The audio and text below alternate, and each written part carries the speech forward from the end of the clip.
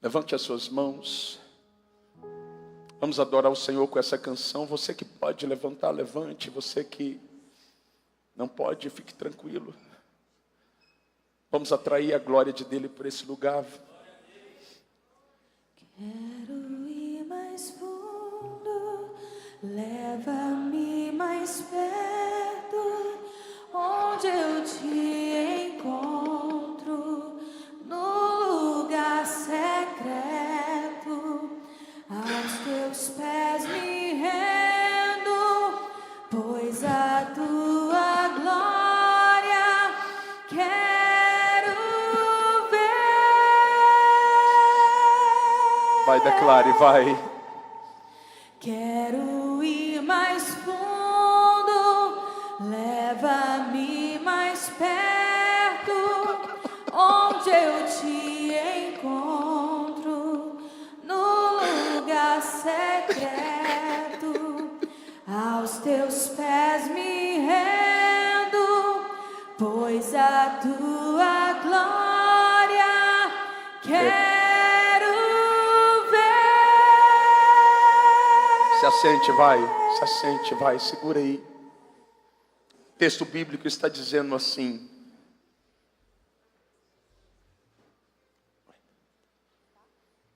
ora, os netineus habitavam em Ofel, até defronte da porta das águas, para o oriente e até a torre alta. Quero falar um pouquinho nesta noite sobre o tema. Coloca o tema aqui para nós: tempo de profundidade. Quantos querem entrar no lugar de profundidade? Vai. Eu não sei você, mas eu quero a presença de Deus. Eu quero Ele. O Espírito Santo venha sobre nós. Nós estamos cansados, Espírito Santo. A religião nos cansou. Quanto tempo saímos das nossas casas para estar na igreja por obrigação. Mas nessa noite nós precisamos do Senhor. Precisamos da Tua glória. Precisamos ser abraçados pela Tua presença. Passeia, Espírito Santo, no nosso meio. Ministra intimamente a cada coração. Eu sinto pessoas cansadas, pessoas distantes, pessoas que a sua alma está gritando. Não permita, Espírito Santo, que saiamos daqui como entramos. O que torna a igreja uma igreja é o Espírito se movendo sobre ela. Por isso chancela essa palavra. Paulo disse: as minhas palavras não são apenas palavras de conhecimento, mas palavras cheias do poder de Deus. Marca-nos com o teu poder, marca-nos com a tua glória, abraça-nos com a tua unção, visita-nos por dentro. Espírito do Senhor, nós te amamos, te bendizemos e te exaltamos em nome de Jesus. Você pode dizer amém? Escute.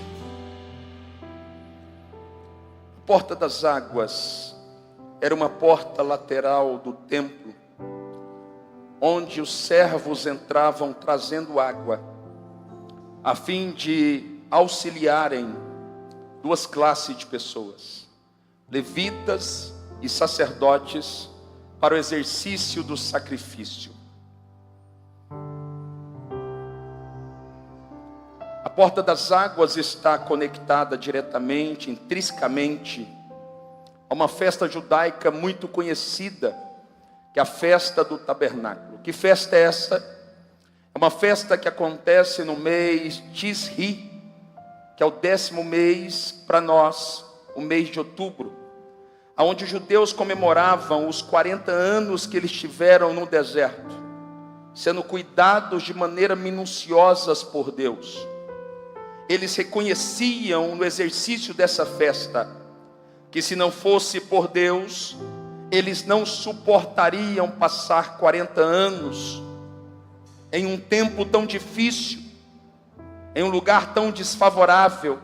Então, eles ofertavam o ázimo, a gratidão, com o propósito de reconhecer que Deus fora com eles. Em Neemias, no capítulo 8, a partir do versículo 1, o texto diz assim: todo o povo se ajuntou como um só homem diante da porta das águas.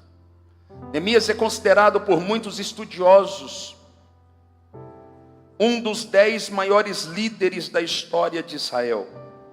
Neemias também é aquele que vivera como contemporâneo do profeta menor Ageu, contemporâneo também do profeta Zacarias. Como se isso não fosse suficiente, Neemias fora contemporâneo do escriba, aquele que escrevia a lei e também a interpretava, de nome Esdras. Neemias, em seu tempo, foi aquele que foi levantado para levantar os muros. Esdras, no mesmo tempo, foi aquele que foi levantado para poder restaurar o culto. Quando observamos esse cenário, percebendo que o povo estava reunido na porta das águas, eles estavam como um só homem, e essa expressão aponta para a unidade. Eles estavam ali com o propósito de ouvir a palavra de Deus. Quantos estão aqui com o propósito de ouvir a palavra de Deus? Faz assim para me saber que você está me entendendo. Eles estavam ali com um propósito estabelecido de ouvir a palavra de Deus. Mas o que vem a ser unidade? Unidade não é estarmos reunidos na mesma geografia, como por exemplo, estarmos aqui na T10. Unidade fala sobre carregarmos o mesmo coração, termos a mesma intenção, estabelecermos o mesmo objetivo. Eles não estavam unidos, eles estavam exercendo a plena unidade.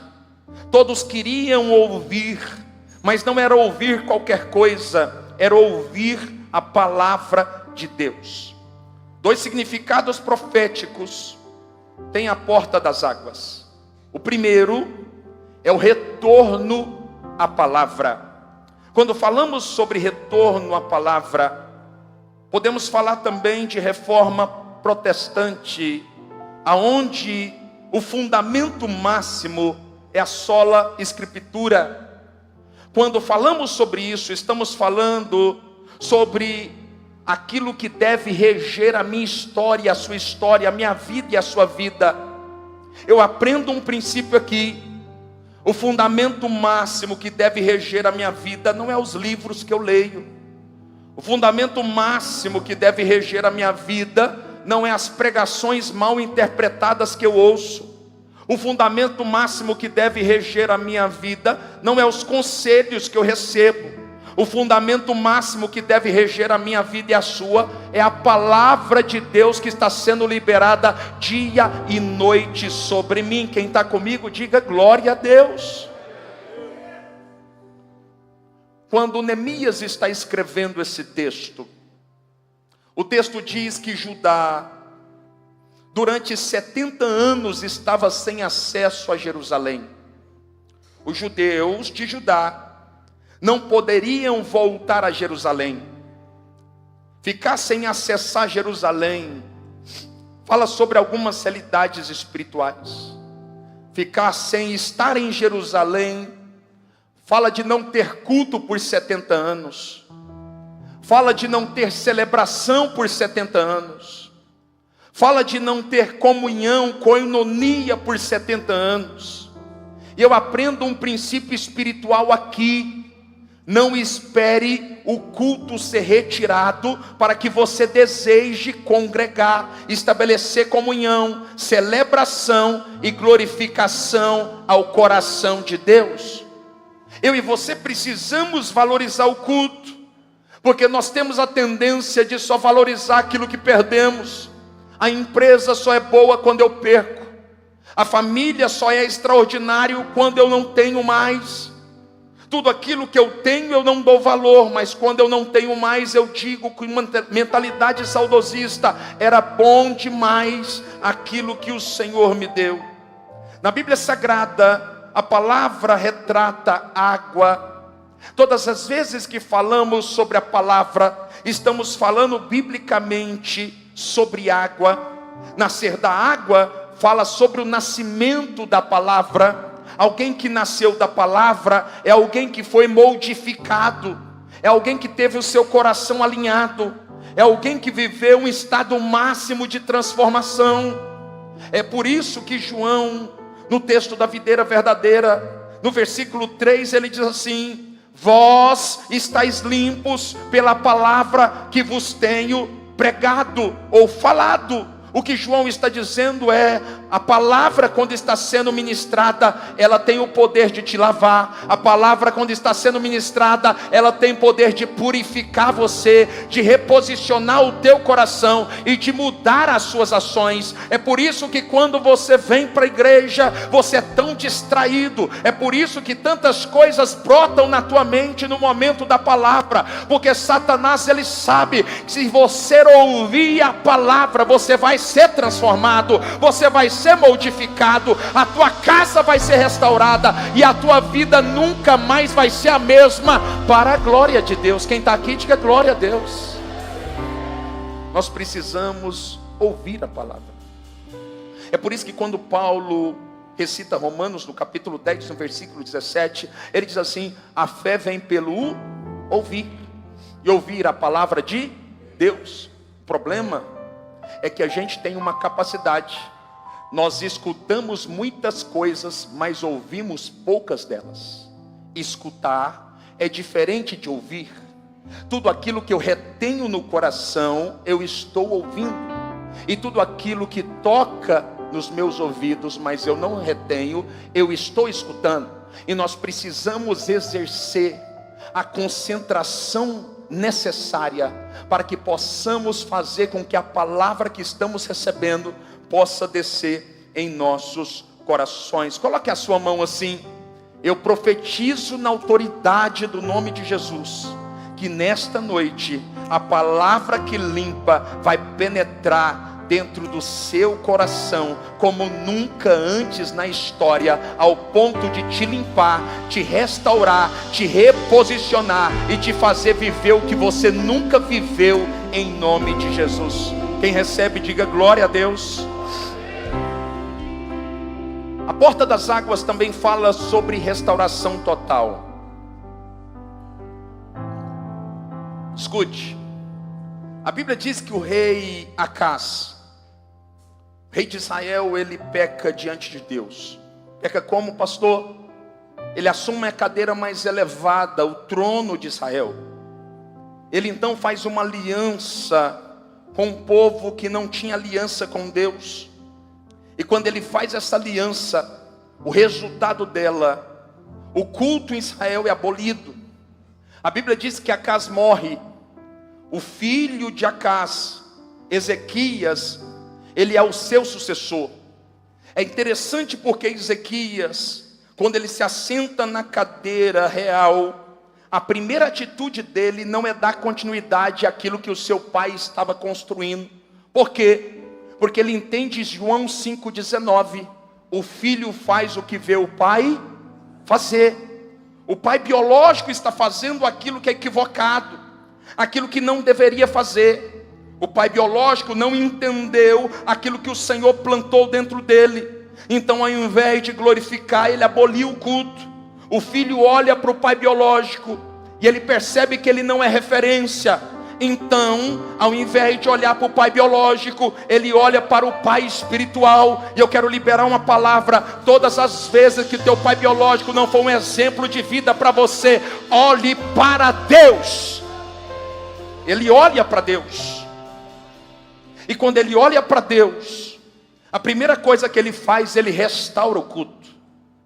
Ele restaura o culto em Israel.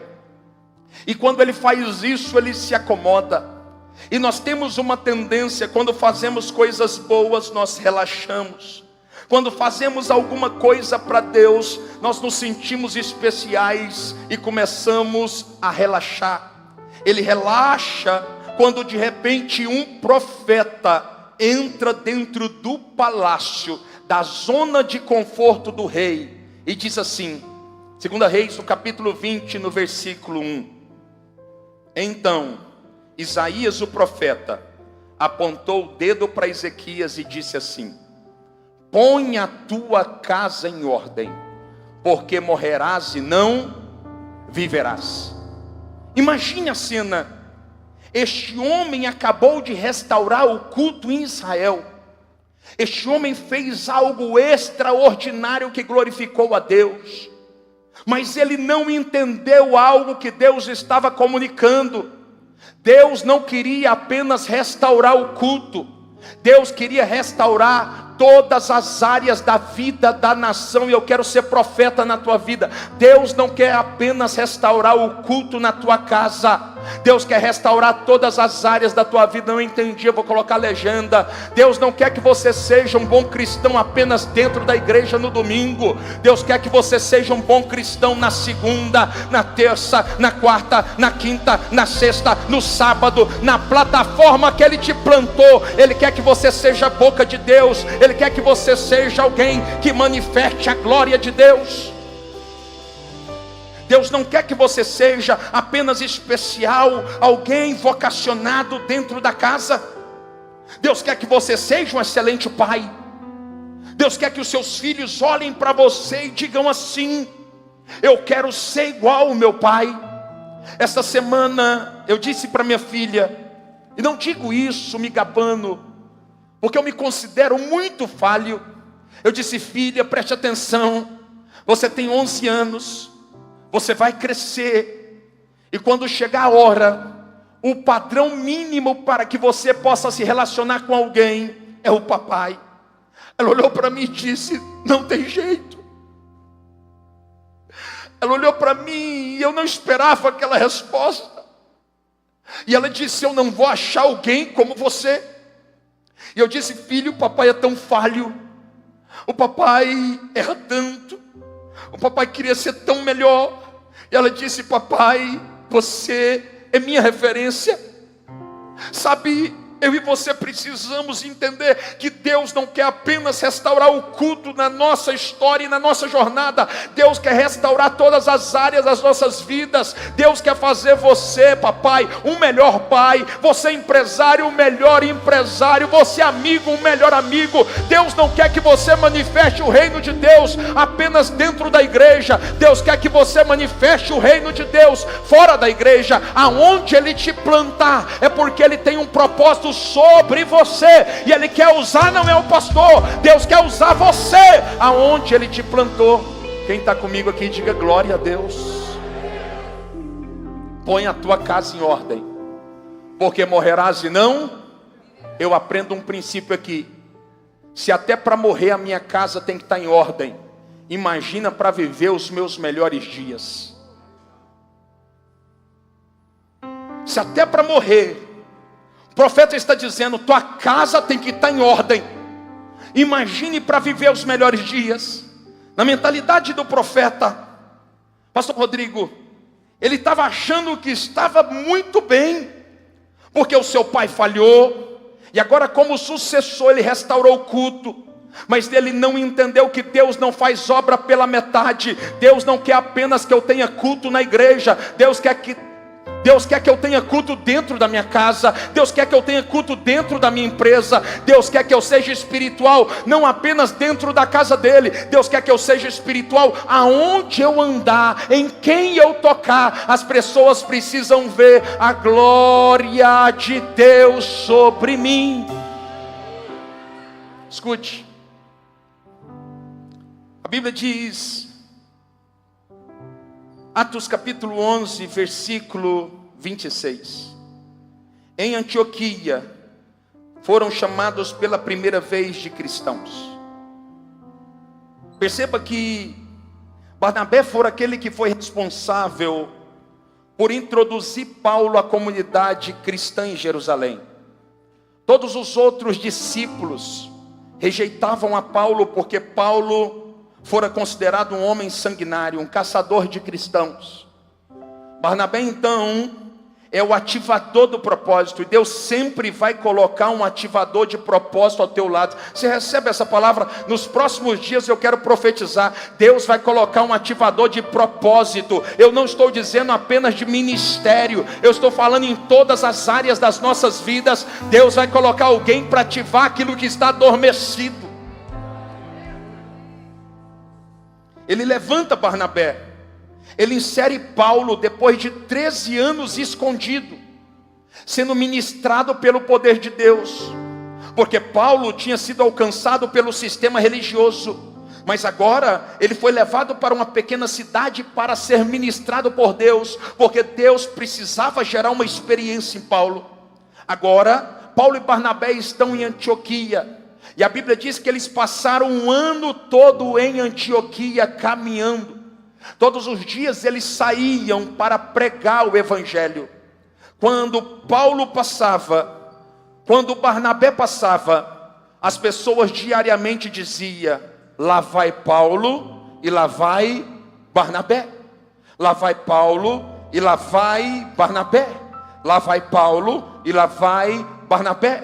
Só que de repente eles se envolveram tanto com o Senhor, eles se envolveram tanto com a glória de Deus, que em um certo dia, quando Paulo estava passando, quando Barnabé estava passando, as pessoas olharam para Paulo e não conseguiram ver Paulo dentro de Paulo. Elas olhavam para Barnabé e não enxergavam mais Barnabé, e por isso, pela primeira vez, foram chamados de cristãos, porque elas olhavam para eles e viam Jesus. Você está comigo aqui, pelo amor de Deus? Não é o discurso que eu carrego, é a vida que eu manifesto aonde eu passo. O que o Espírito de Deus está dizendo é: eu quero gerar uma vida dentro de você, que você não precise mais falar de mim. As pessoas vão ser tocadas pelo amor, as pessoas vão ser tocadas pelos seus gestos, as pessoas serão tocadas pelas suas ações. É por isso que linho na Bíblia aponta para atos de justiça ou ações de justiça dos santos. Eu e você precisamos exercer na prática ações de justiça para a glória de Deus. Alguém pode levantar suas mãos para adorar o Senhor com essa canção? Pode permanecer sentado. Adoremos ao Senhor.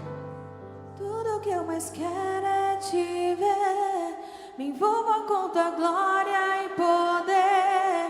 Tua majestade é real. Vai, declare, vai. Tua voz ecoa em meu ser.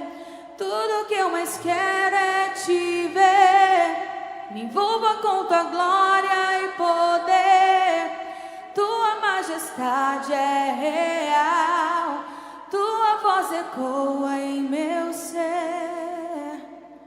É tempo de restaurar o culto, mas também é tempo de restaurar a casa. É tempo de restaurar o culto, mas também é tempo de restaurar o sacerdócio. O recado da parte de Deus a Ezequias é o mesmo recado dele para nós. Precisamos nos preocupar não apenas com a vida de domingo, mas também com a vida lá fora. Eclésia, tirados para fora. Eu recebo algo da parte de Deus aqui dentro e manifesto lá fora, para que todos possam ver a glória de Deus. Quem está me entendendo faz assim, para me saber que você está aqui. A porta das águas fala sobre um tempo de vivermos profundidade. Diga comigo, profundidade. E Ezequiel 47, Ezequiel tem uma visão. Ezequiel, ele vê jorrando do altar águas purificadoras. Ele olha para o altar e ele percebe que águas vivas estão descendo do altar. Quando de repente Ezequiel, ele sai daquele ambiente e depois ele volta para aquele ambiente. ele sai do ambiente e ele olha para ele, e o Espírito do Senhor se comunica com ele dizendo: você acabou de sair do ambiente que estava jorrando água e você está sequíssimo. É isso que muitas vezes acontece comigo e com você. Eu aprendo algo aqui. Tem muita gente saindo pela porta lateral da igreja sem se molhar com as águas do altar. As águas do altar são as únicas águas capazes de transformar você. Sabe por que muitas vezes você ora, você chora, clamando a Deus para que Ele te mude? Porque você está na casa, mas você não compreende que Deus não pode alcançar alguém que está distraído.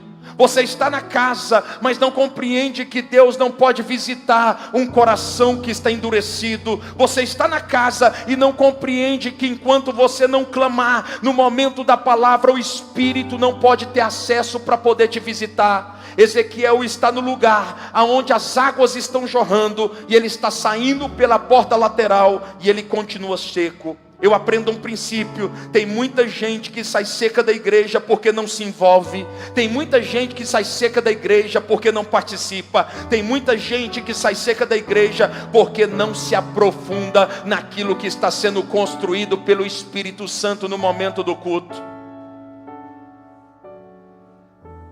Você está comigo aqui? Quem está comigo, diga glória a Deus. Fala para quem está do seu lado: é tempo de se molhar com as águas do altar.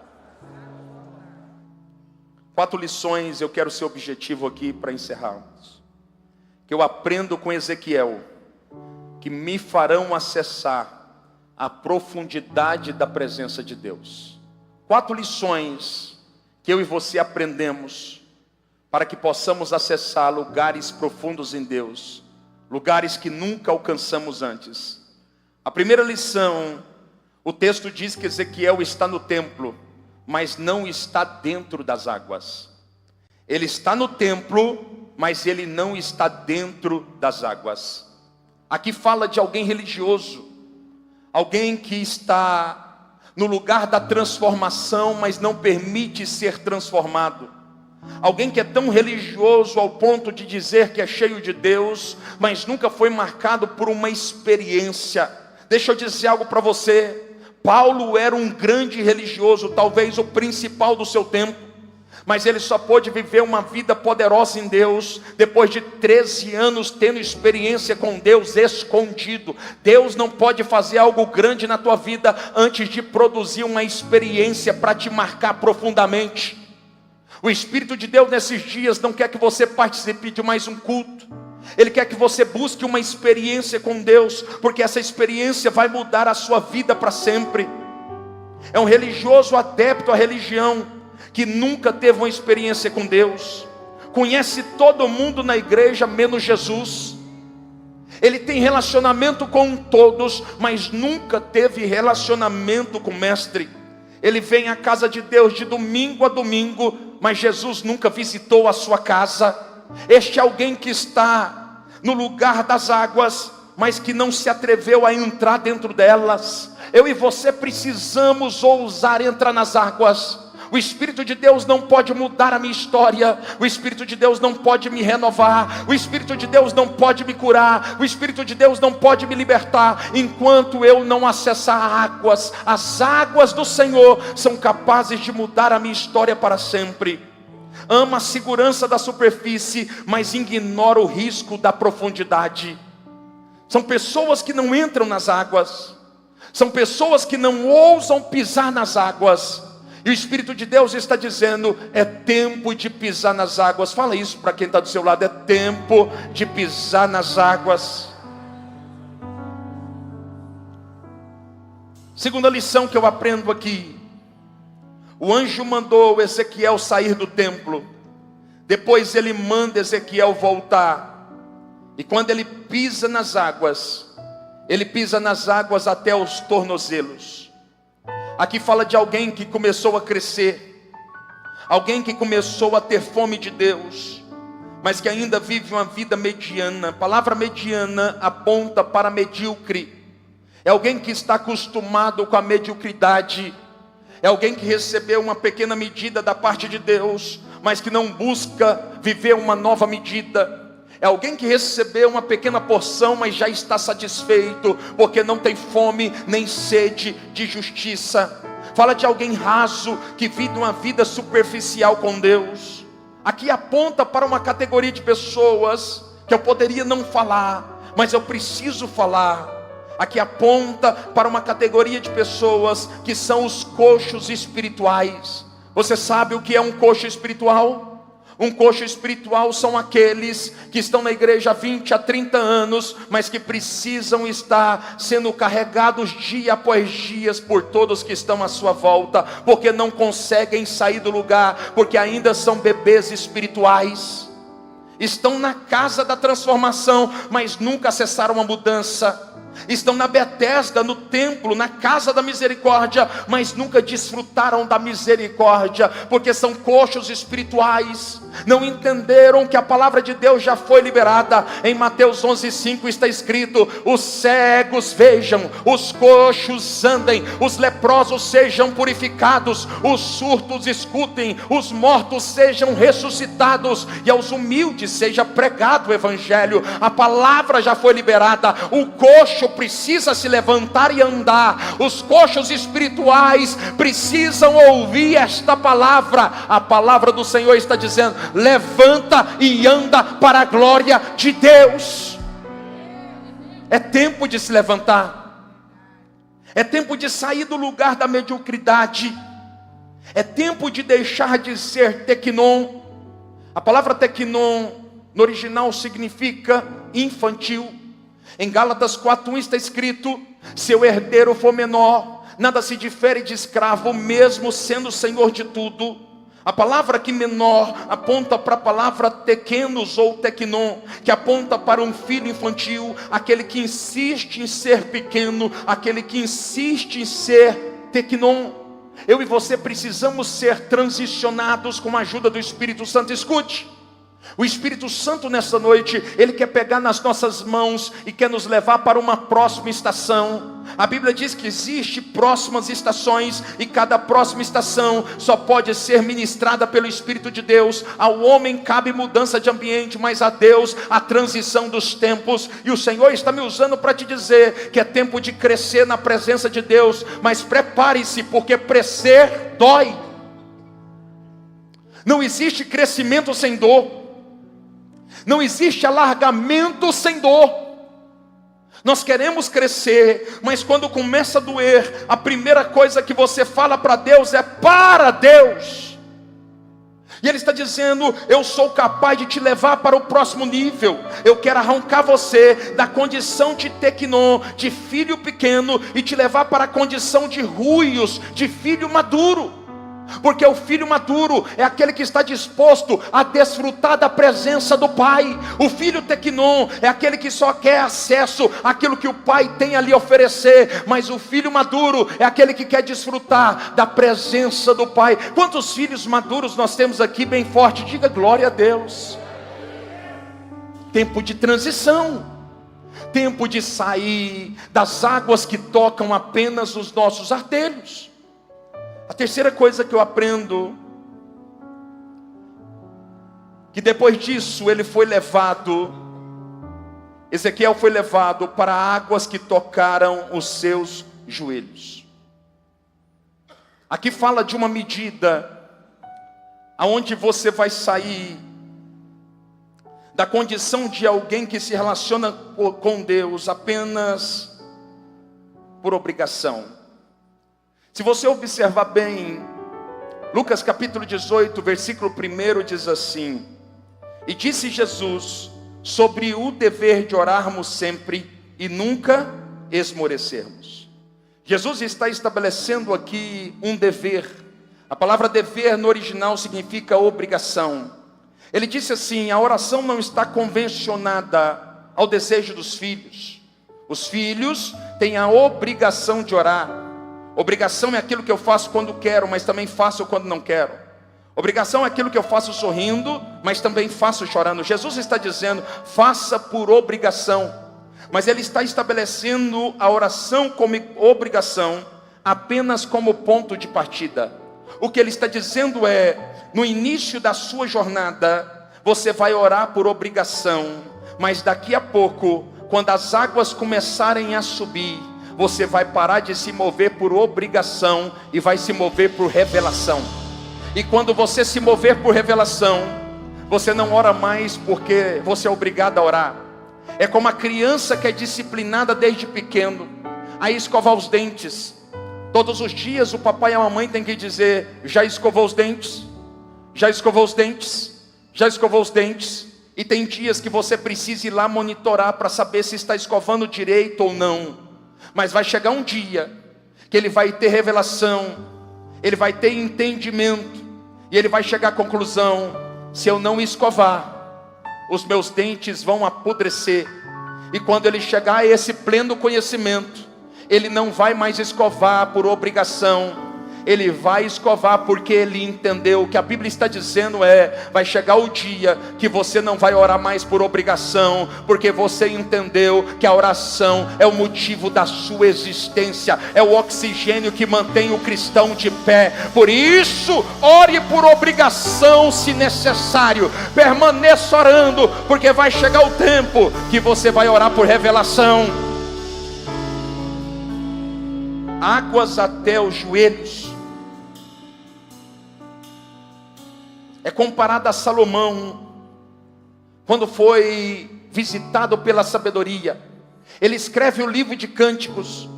O livro de Cânticos é o livro de um jovem prepotente, arrogante e cheio de sabedoria. Só que chegou um dia que Deus o transicionou de Cânticos para Provérbios.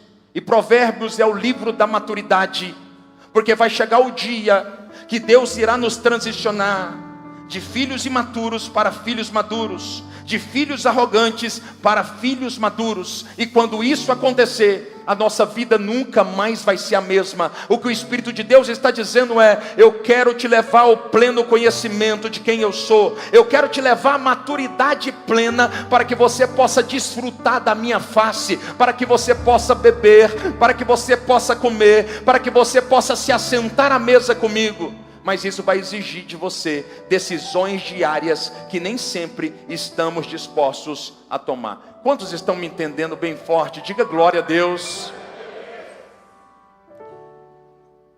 Quarta lição que eu aprendo aqui.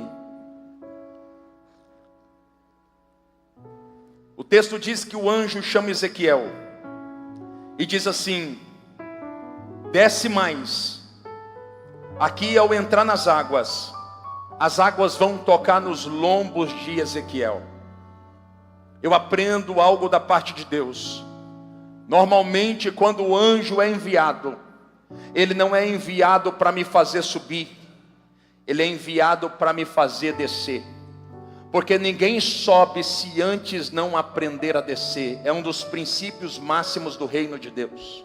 O que o Espírito de Deus está dizendo é: eu vou enviar o anjo, mas eu vou enviar o anjo para te fazer descer. E quando você descer, as águas vão subir. E quando as águas subirem, elas vão tocar até os seus lombos, que representa as costas. De acordo com a cultura judaica, todas as vezes que um homem é tocado em suas costas, ele é imobilizado. Um judeu acredita que para ser imobilizado, ele precisa perder o governo das costas. É por isso que o anjo disse: eu vou descer, e você vai descer comigo, e eu vou te levar a águas que vão tocar em seus lombos. O que ele está dizendo aqui: quando isso acontecer, você vai entrar em um tempo que vai ser necessário renunciar muitas coisas que você gosta. Para descer, você vai ter que aprender a fazer não aquilo que você quer, mas aquilo que o Senhor plantou dentro do seu coração. Nós estamos vivendo um tempo em que muitas vezes eu e você queremos viver a vida que sonhamos, e o Senhor está me usando para te dizer que nem sempre aquilo que você colocou no papel e estabeleceu como objetivo é a vontade do Criador para você.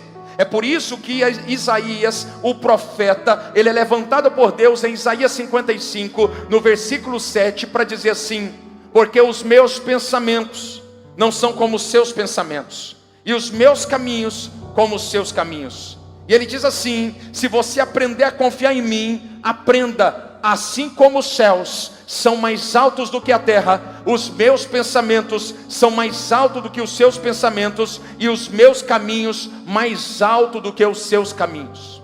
E alguém pode dizer: pastor, mas eu não sei qual é a vontade que Deus tem para mim. Você sabe.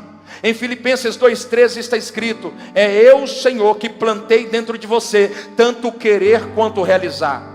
Na verdade, você sabe desde muito cedo qual é a vontade que Deus desenhou para você. O problema é que para viver a vontade de Deus, eu preciso tomar uma decisão muito séria. Eu preciso abrir mão da minha vontade. E muitos de nós não estamos dispostos a abrir mão da nossa vontade para poder viver a vontade do criar. Quem está aqui, pelo amor de Deus? Sabe por que nós temos tanto medo? Porque na nossa mentalidade o que nós idealizamos é superior àquilo que o Senhor idealizou para nós. Deixa eu dizer algo com muita seriedade aqui. Deus está no seu final. Aprenda a confiar naquele que construiu, idealizou e costurou a sua história. Ele está no lugar que você deseja um dia chegar. Se Ele disse que os seus planos são superiores aos seus, confie na palavra de Deus. Quem está comigo aqui? Levanta as suas mãos bem alto. Vamos adorar o Senhor. Até transbordar, derrama a sua glória, derrama a sua glória.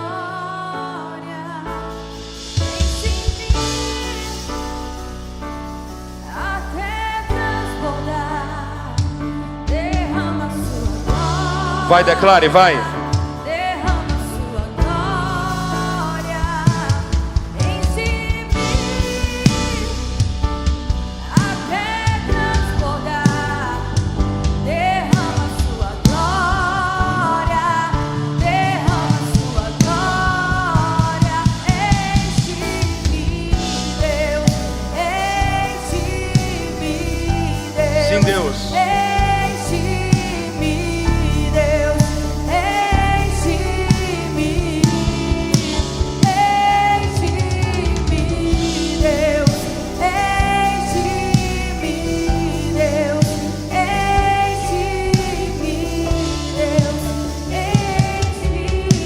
Escute.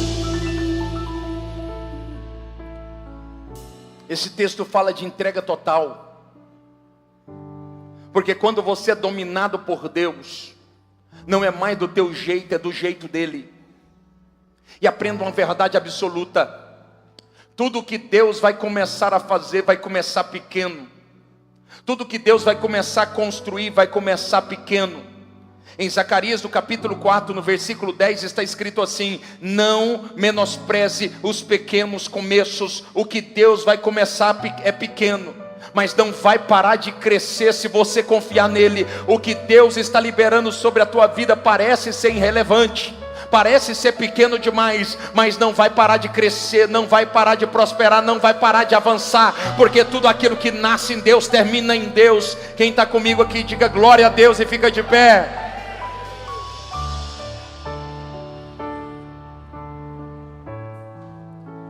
Quinto nível, eu termino aqui. Diga comigo: águas profundas. Esse é um nível que o Espírito Santo deseja levar à sua casa. Esse é um nível que o Espírito Santo deseja levar você enquanto indivíduo. E o anjo disse: Ezequiel, vem mais. E o tomou pela mão. Esse último nível, chamado de águas profundas, não é você que decide ir. É o anjo que viu o seu coração e decidiu te levar. A Bíblia está dizendo: e ele disse, vem, e o conduziu a águas profundas. O que Deus vai fazer, depois que perceber que você está com o coração no altar, com o coração quebrantado e contrito, o qual Ele não vai desprezar, Ele vai te convidar para um tempo de profundidade com Ele. Quando olhamos para a vida de Moisés, olhe para cá, nós percebemos que Moisés, ele vive 3 ciclos de 40 anos, ele vive 120 anos. No primeiro ciclo, Moisés está no palácio, diga comigo, palácio. Ele está no palácio, durante 40 anos Moisés está no palácio. Palácio é o ciclo profético do alargamento, o ciclo do conhecimento. Ele está no palácio, só que a Bíblia diz que algo acontece. Moisés passa 40 anos no deserto, tentando encontrar o Deus que ele perdeu de vista no palácio. 40 anos este homem passou no palácio, e nos melhores dias da sua vida, ele perdeu Deus de vista. Escute, estou sendo profético aqui. Não perca de vista aquele que te sustenta aonde ele te plantou. Quem te garante é Deus. Quem te plantou aonde você está foi Yahvé. É Ele que te garante, é Ele que te sustenta. A Bíblia diz que este homem está no palácio, mas de repente, na nobreza, vivendo os melhores dias, ele perde o Senhor de vista, e por causa disso, ele vai parar no deserto. No deserto ele está cansado, no deserto ele está fadigado.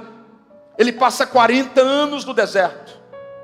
No deserto ele perde tudo que construiu no palácio, porque o deserto aponta para um tempo de alargamento, mas também um tempo que Deus precisa validar o meu coração.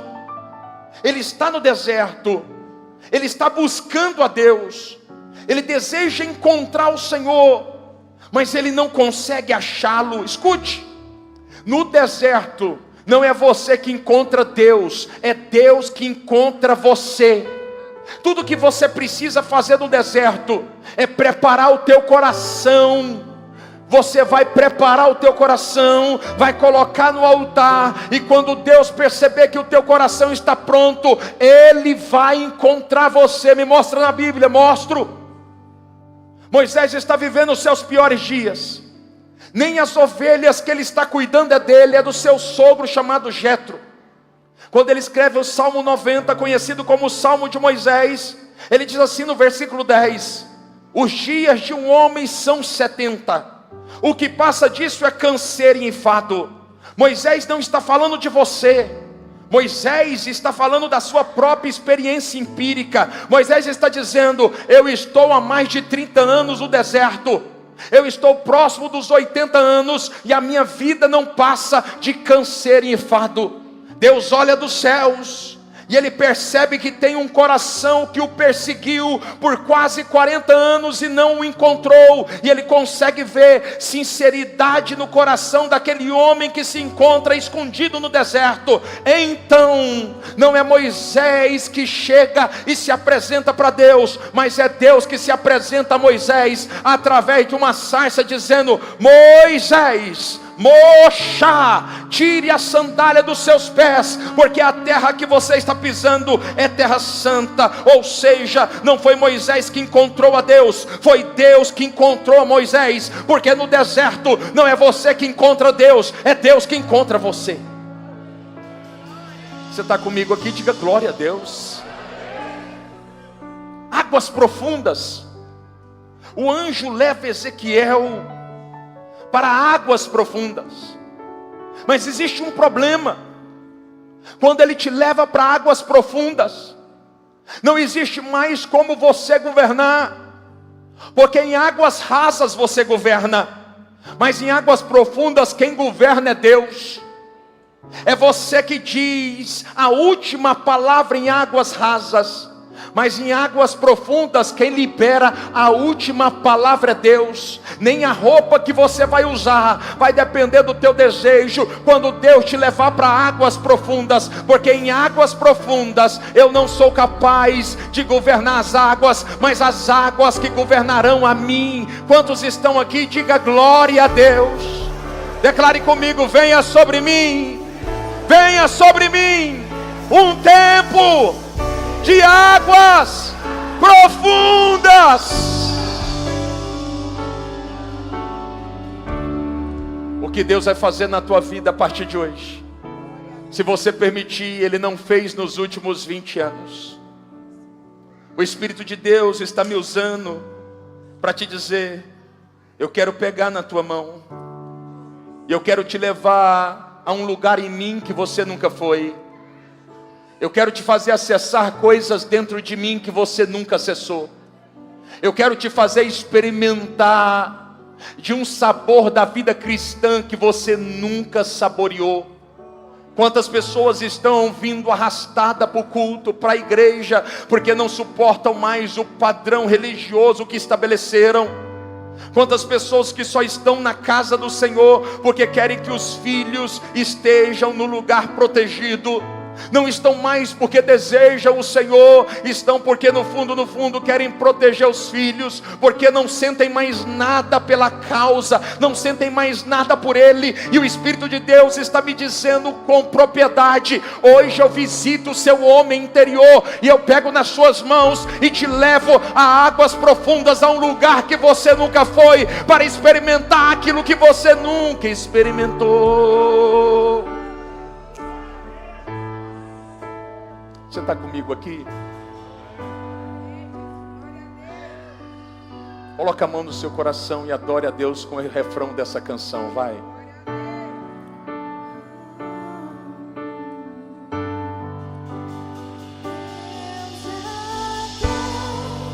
Um caminho aberto pelas águas, faz romper muitas fontes em meio ao deserto.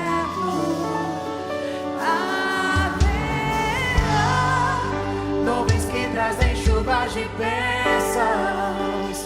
Usa a voz, Deus te dá escape e livramento. Eu já tenho um caminho aberto pelas águas, faz romper muitas fontes em meio ao deserto.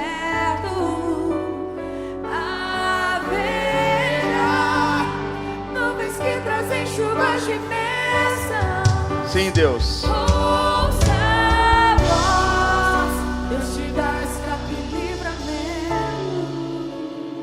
Em águas profundas você deixa de conduzir para ser conduzido. Você deixa de cuidar para ser cuidado. Em águas profundas você deixa de governar para ser governado. Escute, eu termino aqui. Moisés agora, ele percebeu que o Deus que ele procurou por 40 anos agora o encontrou. Mas quando Deus o encontra, ele libera sobre ele uma voz dizendo: tire a sandália dos seus pés, porque esta terra é uma terra, porque aonde Deus está é santo, não está ligado à terra. A santidade de Deus é capaz de santificar qualquer ambiente que ele entra. Ele está dizendo: tira a sandália dos pés. Por quê? Porque havia um costume. Todas as vezes que um escravo chegava na presença do seu senhor, a primeira coisa que ele tinha que fazer, ele tinha que tirar a sandália dos pés. Então o Senhor está dizendo: preste atenção. Você quer ir para águas profundas comigo, Moisés? Moxá. Você quer ir para lugares profundos? Então tira a sandália dos seus pés. Quando ele tira as sandálias, em entrelinhas Deus está dizendo: tira a sandália dos seus pés, porque na tua presença, lá no palácio você aprendeu que você é governo, mas na minha presença você é escravo e eu sou o Senhor. Eu governo e você é governado. O que ele está dizendo é: se você quiser viver as profundezas do relacionamento comigo, aprenda a se comportar como servo e não como Senhor. João capítulo 15, no versículo 19 diz assim, parte B: não é o servo maior do que o seu Senhor. E o Espírito de Deus está dizendo: tem muita gente que se tornou grande demais, o suficiente demais, para se assentar na cadeira de Senhor. E hoje é dia de levantar da cadeira, para que o Senhor dos Senhores possa se assentar nela, e você se assentar na cadeira de servo. Eu não posso entrar em águas profundas se eu não me submeter ao senhorio de Deus. O que Ele está dizendo: eu quero te conduzir a lugares profundos, mas para isso você precisa entender: quem governa sou eu. Você está comigo aqui? Quantos querem ser governados pela glória de Deus? Feche os seus olhos, eu quero orar por você. Espírito Santo, essa é uma noite em que o Senhor vai nos levar a águas profundas. Tem muita gente que não ora há muito tempo, que vai passar a orar a partir de hoje. Tem muita gente que não jejua há muito tempo, que vai passar a jejuar. Tem muita gente que não te busca há tanto tempo, mas hoje é tempo de voltar a buscar. Eu declaro pelo poder da palavra de Deus, que não serei eu, tampouco as minhas palavras, mas o teu Espírito vai enviar um anjo, e esse anjo vai pegar nas nossas mãos, irá nos levar a águas profundas, para que possamos ter uma experiência com Deus. Nós queremos uma experiência que marque para sempre a nossa história. Uma vida sem experiência é uma via fria. Uma vida sem experiência é uma vida rasa. E nós queremos experimentar daquilo que muitos homens de Deus experimentaram da parte do Senhor. Como o Senhor fez na vida de Moisés, faça na nossa história, para que possamos experimentar a profundidade das águas do Espírito. Oramos em nome do Pai, do Filho e do Espírito Santo. Você pode aplaudir o Senhor bem forte? Glória a Deus.